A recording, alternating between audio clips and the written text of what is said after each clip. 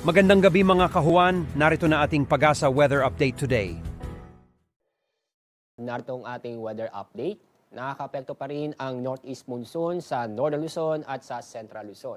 Samantala, ang easterlies ay patuloy na nakakaapekto sa lalapipong bahagi ng ating bansa. Bukod sa malamig na panahon ang inaasapunan sa mga lugar sa Northern at Central Luzon, magdadala ito ng mga mahihinang pag-ulan sa mga lalawigan po sa Calanga, Apayao, ganyan din po sa Cagayan Valley, Aurora at sa Northern Quezon.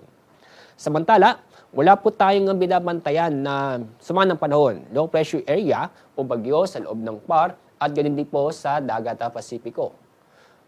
Bukas, inaasa po natin na magpapatuloy ang paghina ng amihan, kaya ina-expect po namin sa bandang extreme Northern Luzon lamang ang maabot itong amihan o northeast monsoon.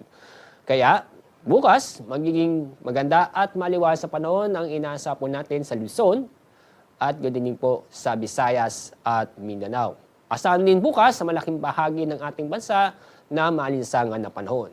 Pero may tsansa pa rin po na mga sandaling pag-ulan o bigla ang buhos ng ulan dahil sa localized thunderstorm.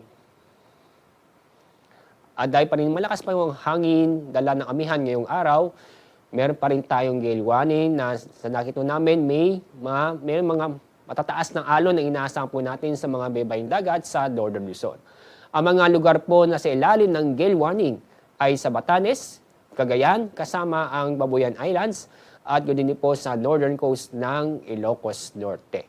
Kaya asahan po natin nagbabalong po natin ang ating mga kababayan na nagbabalak pumalaot sa mga lugar nito dahil sa matataas ng alon. Kung saan ang estimating ho natin taas ng alon, halos aabot ng 5 metro.